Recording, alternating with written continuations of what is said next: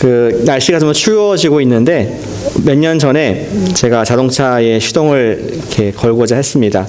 근데 불이 들어왔어요. 노란색 불이 들어왔습니다. 타이어에 바람이 빠졌다는 표시가 이렇게 들어와서 나가 보니까 실제로 타이어에 바람이 이렇게 떨어져 있었고 운행을 하기 힘든 상태가 됐습니다. 그래서 주유소에 가가지고 거기에 이제 바람을 넣는 기계에서 바람을 넣었더니 또 붕 올라갔습니다. 그래서 하루를 지냈습니다. 날씨가 추워져서 기압이 떨어졌나 보다. 그 다음 날에도 차 시동을 걸었는데 역시 또 불이 들어온 겁니다. 날씨가 그렇게 춥진 않은데 우리 지역이 뭐 얼진 않지 않습니까? 그래서 이상해서 다시 주유소에 가서 또 공기를 넣습니다. 지났는데 또 다음 날에 똑같은 현상이 일어나가지고 계속 공기만 집어 넣다가 나중에는 이제 차를 체크업할 시간이 돼서 정비소에 갔습니다. 놀라운 걸 발견했습니다. 제 차에 못이 있다는 겁니다. 제 차에 못이 있다는 것을 발견하게 됐습니다.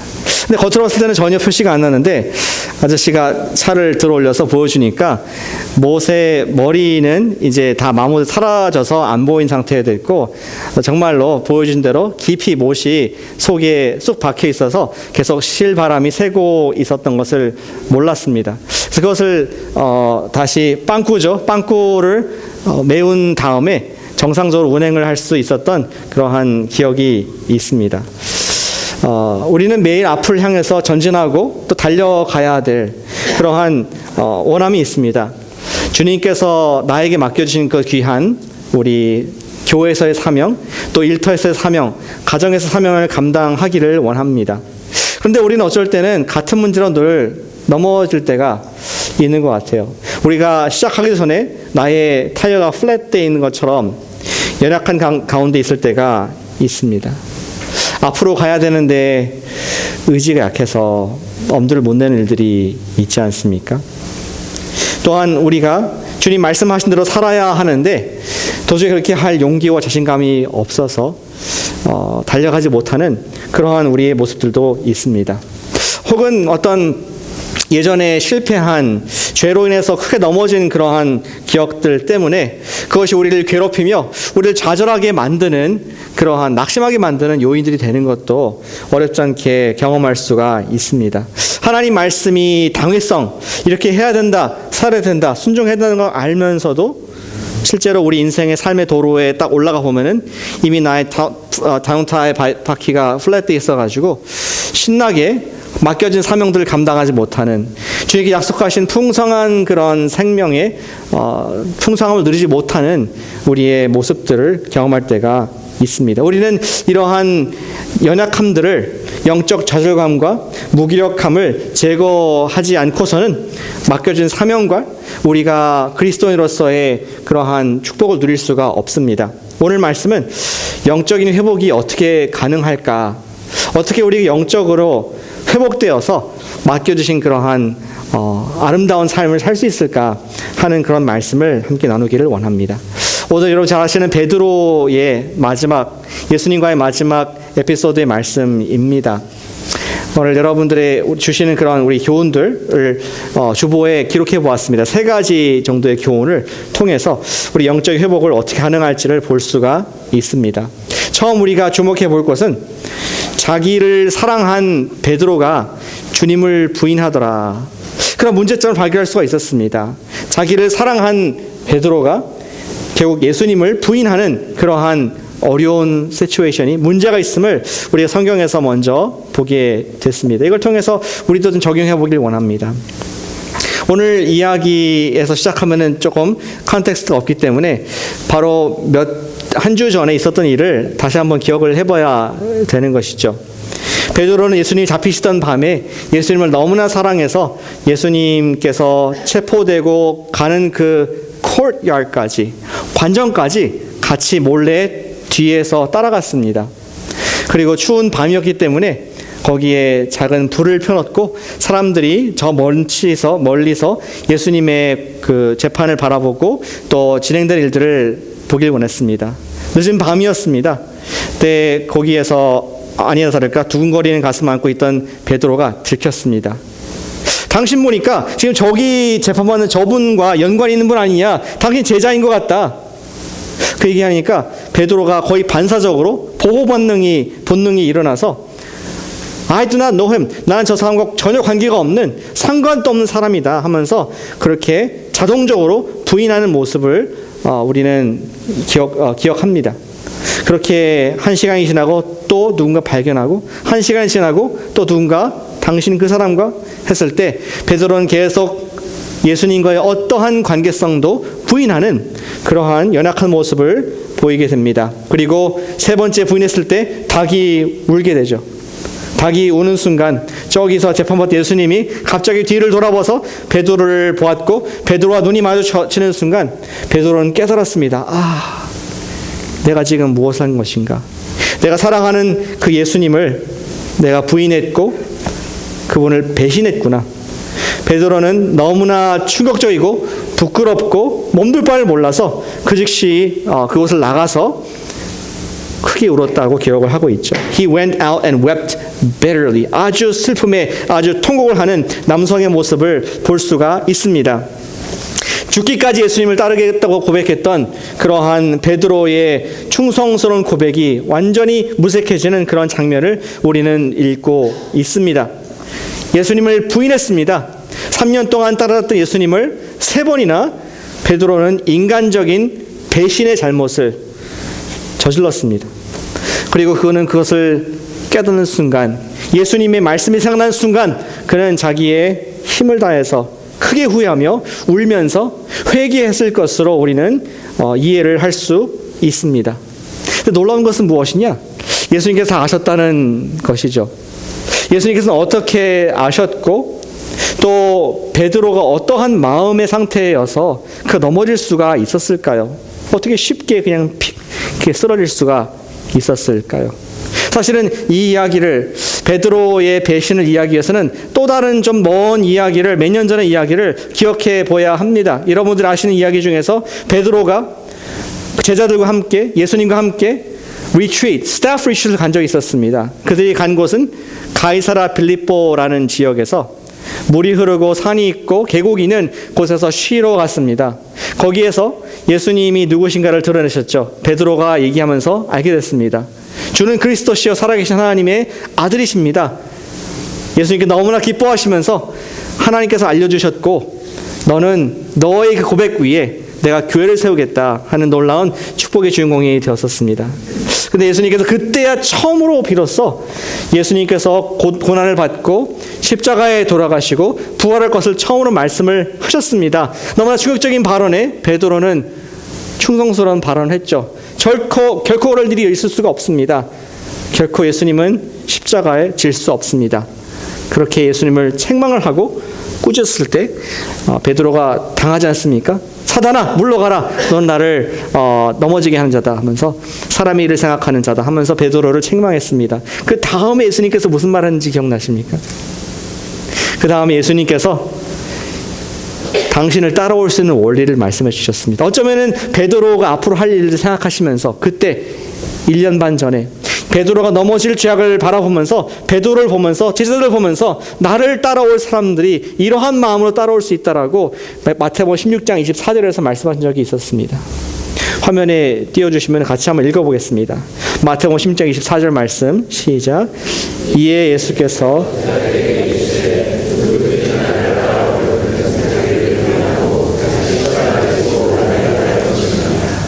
베드로가 진정으로 예수님을 끝까지 따라가기 원했다면은 조건이 있었는데 자기를 부인하고 자기 십자가를 지고 올 것이라고 얘기를 했습니다.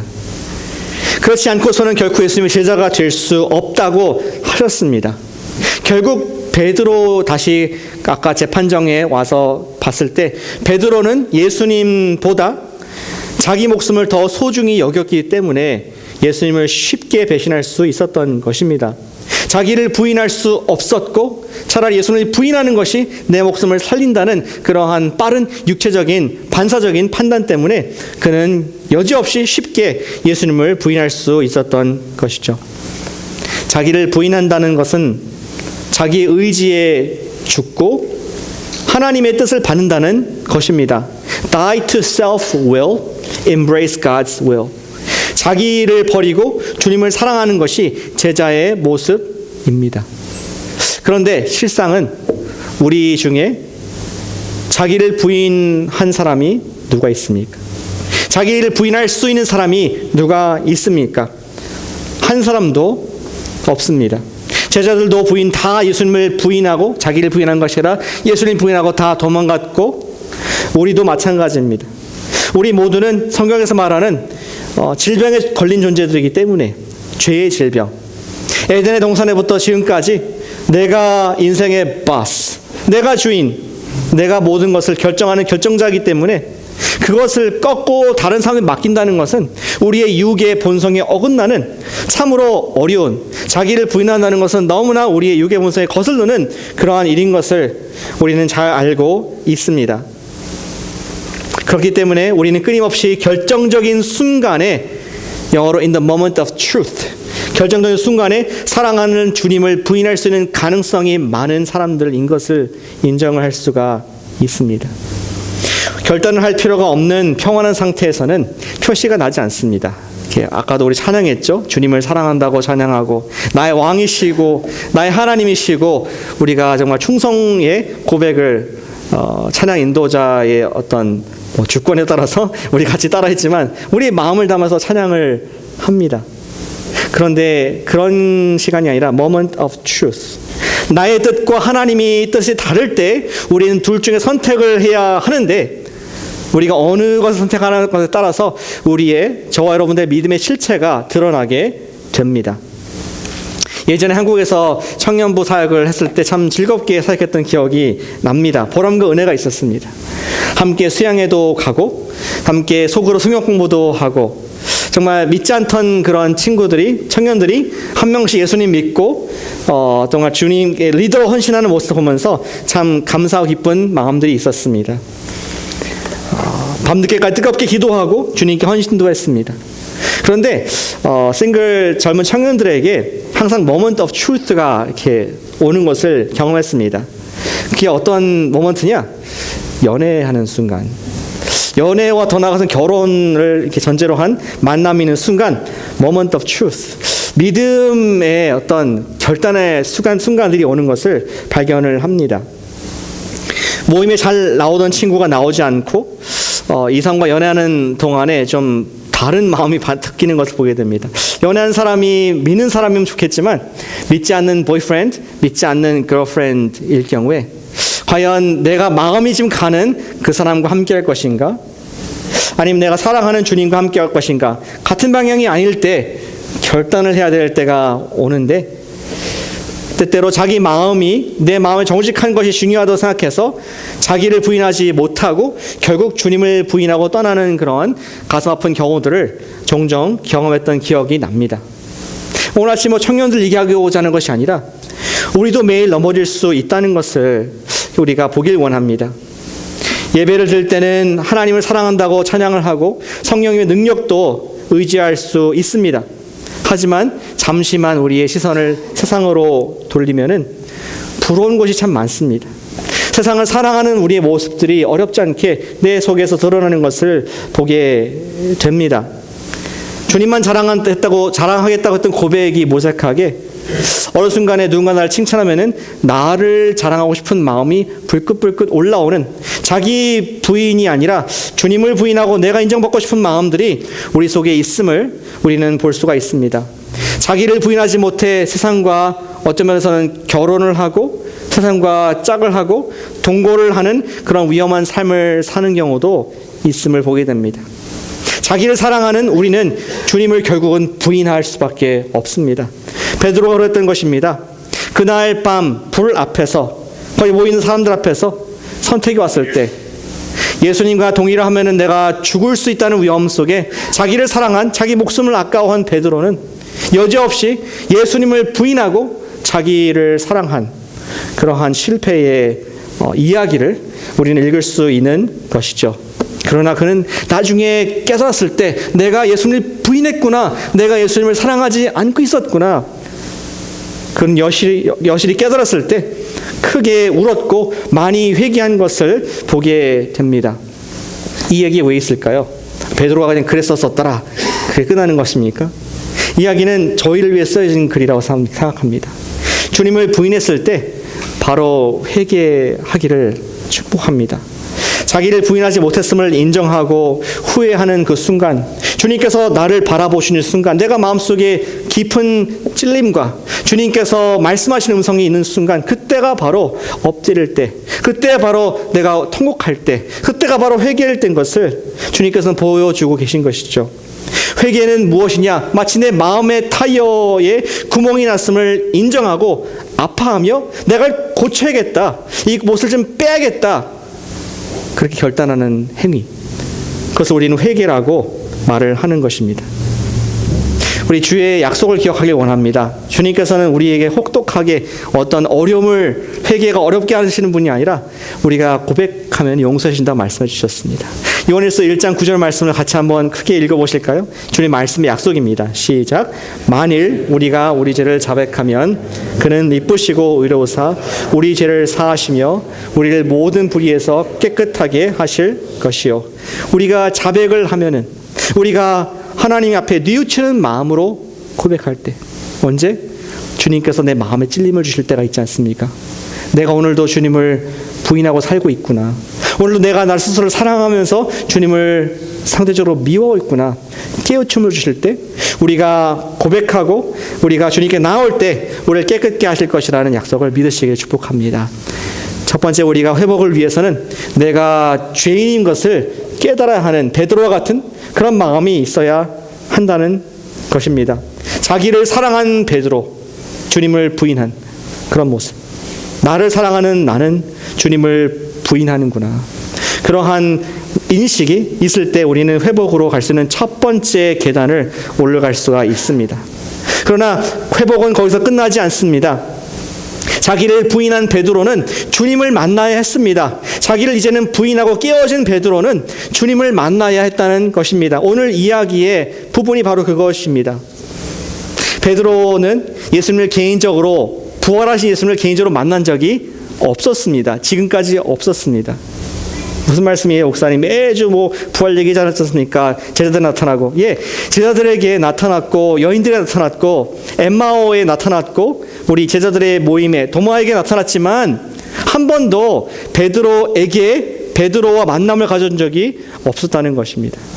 14절에 보니까 예수님께서 세 번째 제자들에게 나타나셨을 때, 이번에는 도마가 주인공이 아니라 베드로를 위해서 나타나는 것을 분명히 21장 전체가 계속 베드로를 언급하면서 포커싱을 맞춰가고 있습니다.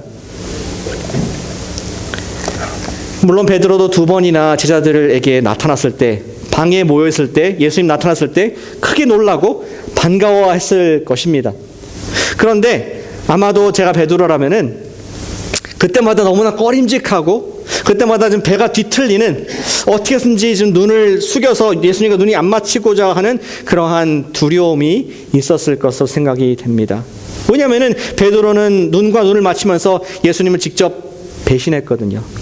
부인했거든요. 그는 주님을 따라가기에 이제는 unqualified, disqualified, 부적격한 그러한 제자, 더 이상 제자로 부를 수 없는 그런 부끄러운 신세가 되었기 때문에 예수님을 피했을 것 같은 그런 마음이 듭니다. 그러다가 그는 두려웠던 일을 이제 직면하게 됐습니다. 오늘 이야기의 배경은 예수님을 나타나신 이후에 제자들은 어떻게 할지 몰라서 자기의 생업인 고기 잡으러 갈릴리 바다로 갑니다. 베드로와 제자들이 고향으로 갔습니다. 그때 세 번째 예수님께 나타나 주셨죠. 제자들은 밤새도록 고기를 잡습니다. 고기는 밤에 잡히니까 그물질을 했지만 밤새도록 허탕을 쳤고, 이제 새벽 미명이 다가오고 있을 때 저기 육지에서 한 사람이 불을 피고 이렇게 서서 말을 걸고 옵니다. 한 제자 얘기합니다. 예수님이시다. 베드로는 깜짝 놀라서, 우리 이야기에 나와 있지만 외투를 입고 물에 빠져들어가지고 바로 헤엄치면서 예수님께 헤엄치듯 뛰어가듯이 막 달려갑니다. 예수님, 너무나 반가웠습니다. 아니, 예수님, 베드로가 염치도 없이 이렇게 어떻게 이렇게 달려갈 수 있을까? 그렇게 예수님을 배신을 때렸는데, 그러나 저는 이게 베드로의 어떤 훌륭한 모습이라 생각합니다. 베드로는 앞뒤 보지 않고 예수님 보고 반가운 마음이 더 자기의 체면과 자기의 얼굴보다 중요했기 때문에 바로 달려갔습니다. 예수님께서 뭐라 하십니까? 저기에 빵과 또 여기 고기가 구워져 있는데 지금 잡은 고기 153마리 있지 않느냐? 거기에서 몇 개 가져와라. 이렇게 해서 얘기했을 때 가장 누가 먼저 갑니까? 베드로가 또 바로 왔다가 또 바로 뛰어가가지고 고기를 가지고 이제는 더 그 불판에 올려놓는 그런 모습을 상상해 볼 수가 있습니다. 너무나 시장했는데 아침까지 차려주시고 감격했습니다. 방금 잡아온 물고기도 불에 더 얹어서 풍성하게 아주 배부르고 맛있는 식사를 제자들이 모두 함께 나누었습니다. 지금까지 함께 무리와 함께 묻혀가던 그러한 베드로였는데 예수님께서 갑자기 얘들아 너희들아 2인칭 복수가 아니라 2인칭 단수로 바꿔 쓰시면서 베드로에게 향해서 말씀하시는 그 장면을 목격했을 때 베드로는 가슴이 드디어 철렁 올게 왔구나 하는 그러한 근심이 있지 않았을까 생각해 볼 수가 있습니다. 그리고 예수님께서는 베드로와 단둘이만의 시간을 보내주셨습니다. 15절에 보니까 어떻게 베드로를 부르십니까? 시몬 베드로에게 이르시되 요한의 아들 시몬아. 요한의 아들 시몬아. 베드로의 원래 이름이 시몬 아니었습니까? 요한의 아들 시몬아.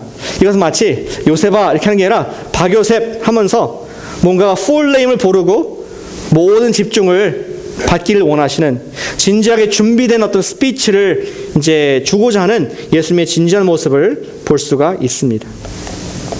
우리 여기서 배울 것이 있는데 예수님을 배신하여 자신감을 잃고 예수님을 따라갈 자격도 잃은 베드로였습니다. 그럼에도 불구하고 그는 훌륭한 점이 있었는데 그것은 부활하신 예수님께서 한 단계 한 단계 베드로 가까이 오셨을 때 그가 피하지 않았다는 것입니다. 도망가지 않았습니다. 원래 자기를 사랑한 베드로 같았으면은 옛날 모습 같았으면은 자존심이 구겨졌고 창피했기 때문에 차라리 이제는 예수님을 안 따르겠다고 포기할 수도 있는 그러한 마음이 있었을 것으로 저는 생각이 됩니다. 그 실제로 예수님을 배신한 또 다른 제자 가롯 유다 그는 나중에 깊이 후회하지 않습니까? 은 30전에 예수님을 파는 것이 후회돼가지고 더 이상 내가 이 괴로움 못 견디고 성전에 가지고 던져버리고 내가 후회한다. 자기는 돌아가서 예수님께 간 것이 아니라 차라리 목숨을 끊을 만큼 내 자존심이 구겨졌고 내 체면이 말도 아니니까 더 이상 내가 예수님을 따라갈 수도 없고 난 스스로 자결하겠다. 그러한 반면에 베드로는 정말 염치도 없이 배에서 뛰어내렸고 가장 먼저 잡은 물고기를 주님께로 가져갈 만큼 베드로는 예수님을 향한 마음이 사랑하는 마음이 있었던 것을 보게 됩니다. 자기의 자존심을 부인하고 무조건 주님께 달려갈 수 있는 그러한 베드로. 비록 우리가 자기를 부인하지 못해 정말 세상이 유혹에 넘어졌을 때 주님을 떠날 수 있지만 중요한 것은 그러했을지라도 내가 잠시 주님을 떠났을지라도 주님께서 찾아오셨을 때 나를 부인하고 나를 쳐서 주님께 나아갈 수 있어야 하겠다는 것입니다. 나의 실패한 모습까지도 주님께 맡기고 돌아오는 것 그것이 또 다른 차원의 자기 부인 그리고 겸손함이라고 우리는 이해할 수가 있습니다. 자기를 부인하고 주님께 나아올 때에 우리가 정말 염치 없이 머리를 들이밀을 때 주님 저를 받아주세요. 그럴 때 회복이 시작하기 때문입니다. 우리는 모두 실패를 합니다. 예수님께 사랑의 고백, 우리 예수님께 헌신을 했음에도 불구하고 연약해서 주님을 떠날 때가 많이 있습니다. 그러나 주님께로 돌아와야 합니다. 저는 예레미야 선지자의 말씀이 기억이 납니다. 예레미야가 환상을 보았죠. 하나님께서 예레미야를 토기장의 집으로 보냈습니다. 토기장이가 토기를 만들었는데 토기가 깨졌습니다. 우리 어떻게 합니까? 저 여러분 같으면은 그릇이 깨졌으면은 그것을 잘 쓰다듬어서 버리지 않습니까? 근데 이 토기장이는 그렇게 하지 않았습니다. 토기장이를 봐라. 그가 지금 토기를 만들고 그의 손에서 다시 그것을 원하는 대로 만든다 하면서 원하는 메시지가 무엇이냐? 예레미야 18장 6절 말씀을 우리 선지자에게 그리고 우리에게 말씀해 주고 있습니다. 같이 읽어보시겠습니다. 시작. 이스라엘 족속아 진흙이 토기장이의 손에 있음 같이 너희가 내 손에 있느니라. 우리는 아무리 실패하고 넘어졌을지라도 주님의 손에 남아 계시는 축복이 있으시기를 바랍니다. 그래야 회복이 가능합니다. 우리 모두는 주님 앞에서 실망을 시켜드리고 넘어지는 존재들이지만 주님께 나아가는 자기 부인이 있을 때 주님의 손에 남아있을 수 있다는 것입니다. 그것이 회복이 너무나 중요한 모습, 베드로의 모습에서 보게 되는 것입니다. 겸손히 깨진 모습 그대로 주님께 나아가기를 축복합니다. 아멘. 그 모습 그대로 Come to Him as you are. 깨지지 않은 것처럼 내 마음에 죄의 흠집이 안 나 있는 것처럼 우리는 아무 문제가 없는 것처럼 가장할 필요가 없습니다. 주님 앞에서 숨길 필요가 없습니다. 주님께 나오는 자를 주님께서 만나주시고 만져주시고 스럽게 하시기 때문입니다.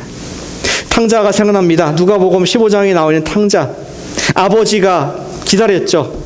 탕자가 조금이라도 돌아오는 제스처, 그가 고개를 돌리고 몸을 돌려서 아버지를 향했을 때 이미 아버지는 그를 멀리서 바라보시며 달려와서 입 맞추고 가락지를 끼워주고 옷을 주고 송아지를 잡는 그런 아버지의 마음을 우리에게 예수님께서 보여주셨습니다. 예수님께 돌아간 베드로는 예수님의 손에서 따뜻한 아침 식사를 먹었습니다. 따뜻한 떡과 따뜻한 막 구운 생선 도막, 그리고 예수님의 손에서 베드로는 회복의 실마리를 시작을 경험을 하기 시작했습니다. 구체적으로 어떻게 베드로가 회복했습니까? 구체적으로 어떻게 저와 여러분들이 넘어진 우리가 회복할 수가 있겠습니까? 세 번째는 주님을 사랑한 베드로는 사명을 회복했다는 것입니다. 주님을 사랑한 베드로가 사명을 회복했습니다. 회복의 구체적인 방법은 질문이었습니다. 예수님이 어떤 질문을 하셨습니까? 아까 요한의 아들 시몬에 하면서 질문을 하셨는데 그 질문의 내용이 이렇습니다. 잘 보실까요? 네가 이 사람들보다 나를 더 사랑하느냐? 우리 한국말로는 조금 의역을 했습니다. 영어로 보시면은 Simon, son of John, do you love me more than these? 시몬아, these보다 나를 더 사랑하느냐? 이 대명사 these가 뭘 가르칠까요? 우리 한국말에서는 지금 번역을 우리 해줬습니다. 의역을 해줬는데 these, 원어로도 대명사로 되어 있습니다. 이것들이 뭘까요? 약간 애매한 부분이 있습니다. 우리가 그 당시 영상을 좀 볼 수 있었다면 예수님께서 뭘 가르치는지 이렇게 보았으면 좋았을 텐데 그냥 글로만 되어 있으니까 우리가 뭐를 말씀하시는지 잘 모를 경우가 있습니다. 그래서 보통 세 가지가 다 어떤 해석이 가능한데 세 가지가 다 저는 의미가 있다고 생각합니다. 첫 번째로는 이런 의미가 아닐까요? Do you love me more than you love these people? 여기 있는 다른 사람들보다, 우리 한국말에 나온 것처럼 이 사람들보다 나를 더 사랑하느냐? 대명사로서 사람들을 말씀한다고 생각할 수가 있습니다. 예수님께서는 베드로에게 도전하시는 것이 이 세상의 사람들, 그들이 줄 수 있는 명예, 그들이 줄 수 있는 인정보다도 나를 사랑할 수 있느냐? 결국 베드로가 가족과 친구들보다도 나를 더 사랑할 수 있느냐? 그러한 도전으로 물어보신 것이었습니다. 여러분 생각해 보시기 바랍니다. 여러분 자신에게. 또 이렇게 해석이 가능합니다. Do you love me more than these fish? 컨텍스트가 그렇지 않습니까? 지금 153마리의 물고기가 널려져 있고 몇 마리 먹었네요. 140마리의 물고기가 남아있고 예수님께서 말씀하시기를 Do you love me more than these? 이 물고기들보다 다 더 나를 사랑할 수 있느냐, 사랑하느냐? 예수님께서는 베드로의 생업, 어부의 일, 그의 돈, 재산, 이것들보다 더 사랑할 수 있는지를 물으신 것입니다. 베드로가 자기의 일, 자기의 커리어, 자기의 재산보다도 예수님을 더 사랑하는지를 물었다고 볼 수 있습니다. These things. 세 번째, Peter, do you love me more than these people love me? 이 사람들이 나를 사랑하는 것보다, 이 사람들이 나를 사랑하는 정도보다 네가 나를 더 사랑하느냐? 하면서 대명사가 사람들이 나를 사랑하는 것과 비교해서 너가 나를 더 사랑할 수 있느냐? 이렇게 볼 수도 있습니다. 무슨 말입니까? 예수님께서는 베드로가 다른 사람들은 상관하지 말고 너가 나에게 절대적인 사랑을 줄 수 있겠느냐?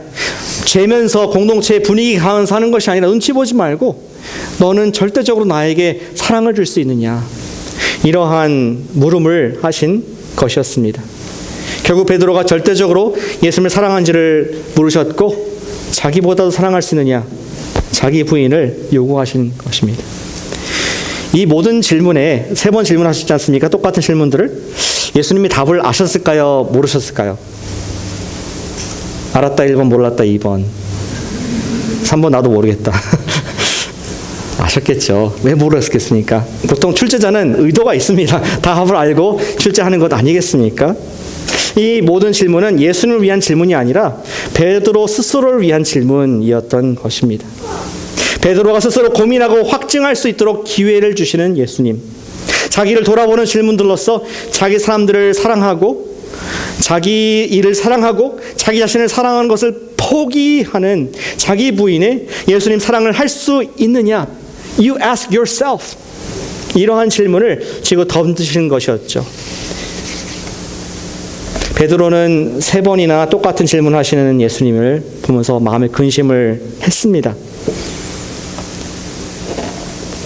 3번이나 질문하신 것은 베드로에게 깊은 회복이 필요했기 때문이었습니다. 왜냐하면 스토리가 기가 막히지 않습니까?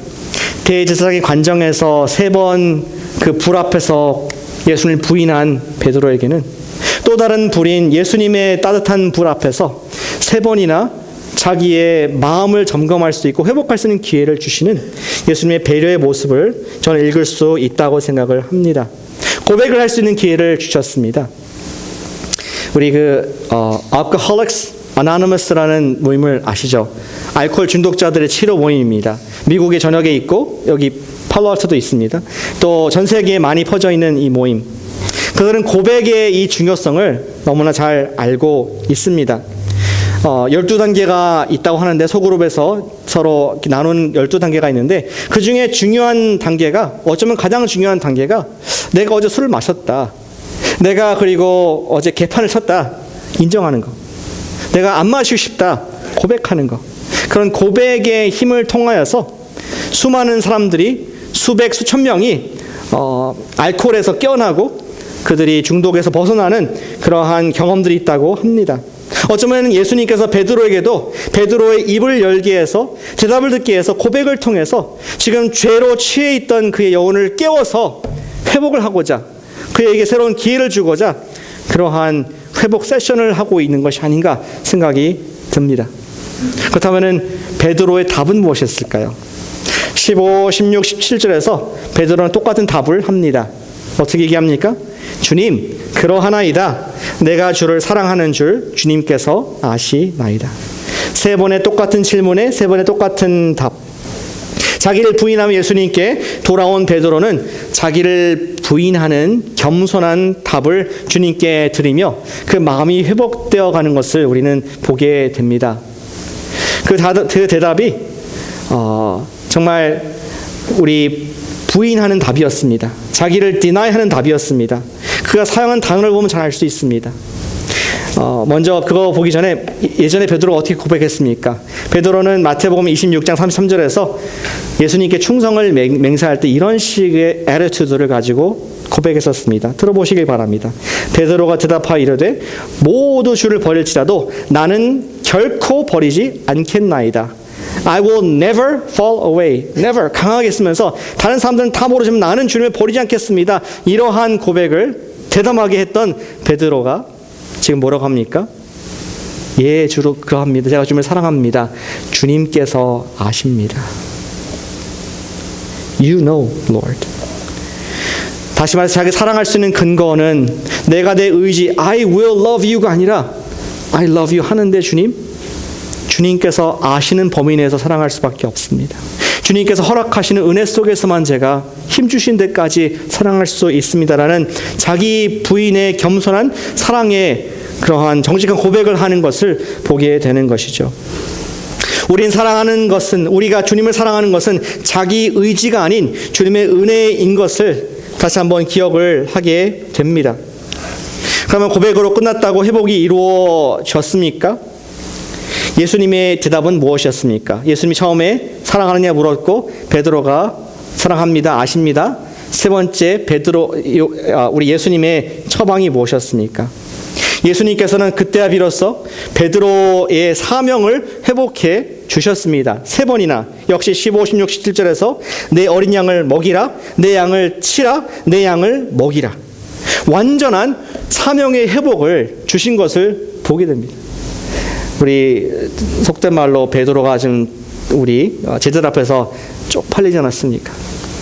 정말 앞에서 나섰다가 보기 좋게 얼굴이 완전히 땅에 될 만큼 넘어졌는데 그 모든 제자들 앞에서 이제 사명을 회복해 주신 예수님, 내 양을 먹이라, 내 어린 양을 치라 하면서 모든 제자들 앞에서 베드로의 권위를 세워주고 또 베드로에게 리커미션, 다시 한번 그에게 사명을 베풀어 주시는 예수님의 완전하신 회복을 완전 회복해 하시는 것을 볼 수가 있습니다. 마치 자동차 타이어의 구멍을 메우면은 이제 도로 위를 마음껏 달릴 수 있는 것처럼 이제 예수님께서는 베드로의 마음을 사랑으로 패치해 주셔서 그가 사명을 완전히 감당할 수 있도록 그에게 사명을 새롭게 하시는 모습을 보게 된다는 것이죠. 구약의 히브리 종, 그들은 6년 동안 주인을 섬겨야 했습니다. 어떤 집에 팔려가면은 종이 6년간 열심히 slave, 종으로서 역할을 다 했는데, 근데 간혹 가다가 7년째 그들은 선택할 수 있는 자유가 있었습니다. 계속 종으로 있어도 되고 아니면은 자유를 누릴 수 있는 선택권이 있었습니다. 근데 종이 좋아서 남고자 하는 사람들이 있을 때 남을 수 있는 방법이 있었는데 장로들을 모아놓고 그 당시 공동체에 이렇게 외치면 됐습니다. I love my Lord. I will not go free. 난 내 주님을 사랑합니다. 나는 자유인이 되지 않겠습니다. 고백을 하면은 그 주인이 그 즉시로 그를 데려다가 귓볼을 당겨가지고 문설주에 딱 대고 꽝꽝꽝 송곳을 박아서 piercing, ear piercing, 그 당시에 트렌드였나 보죠. 이렇게 아름다운 piercing을 해서, 아니죠, 그냥 표시였습니다. 그 사람이 이 집의 종인 것을 for life, 본인이 자원해서 종이 됐다는 것을 표시하고 그는 평생 동안 permanently, 영원히 섬길 수 있는 기회가 주어졌습니다. 지금 베드로가 그런 고백을 한 것입니다. 주님, I love you, Lord. I will not go free. 그런 주님께 충성을, 사랑을 맹세한 베드로에게 주님께서는 사명을 회복해 주셨고 서비스를 허락해 주셨습니다. 감당하라고. 평생 주님의 사명을 감당할 수 있는 힘을 허락해 주셨다는 것이죠. 그리고 이어서 나오는 말씀이 이해되지 않습니까? 18절과 19절. 자, 젊었을 때는 너 자신을 위해 살았지만 나이 들어서는 남들이 너를 주장할 것이고 하나님께 영광 돌리는 그러한 마지막을, 죽음을 너는 겪게 될 것이다 하면서 예수님께서 그에게 끝까지 가야 할 사명의 길을 보여주셨습니다. 주님을 사랑한 베드로에게 예수님께서 사명을 회복시켜 주셨고 그는 회복으로 말미암아 견고한 삶을 끝까지 갈 수 있었음을 기억하게 되는 것이죠. 우리 전승에 잘 알지 않습니까? 우리 베드로가 어떻게 순교했는지. 베드로는 로마에서 예수님을 전하다가 붙잡혀서 십자가형을 당합니다. 근데 나의 사랑하는 주님과 똑같은 형태로 내가 영광스럽게 죽을 수 없다는 고백하에 거꾸로 십자가에 매달려서 죽게 되고 하나님께 영광이 되는 그러한 결론을 맺게 됩니다. 우리 생각할 때 베드로가 끝까지 갈 수 있었던 것이 처음부터 베드로는 믿음이 특출했고 사랑이 특출했기 사람이기 때문에 가능했다라고 생각할 수 있을지 모르겠지만 베드로는 오히려 예수님을 배신한, 그리고 그 배신한 빵꾸를 떼온 예수님의 사랑의 컨퍼메이션, 회복이 있었기 때문에 마치 비 온 뒤에 땅이 더 단단해지듯이 베드로의 사역의 타이어에 새로운 바람, 새로운 힘이 생겨서 끝까지 완주할 수 있는 믿음의 사람으로 기록된 것을 우리가 보게 되는 것이죠. 사랑하는 여러분, 우리가 어떻게 회복되어 사명을 감당합니까? 우리가 주님께 돌아와 주님께 고백을 하시기를 축복합니다. 아멘.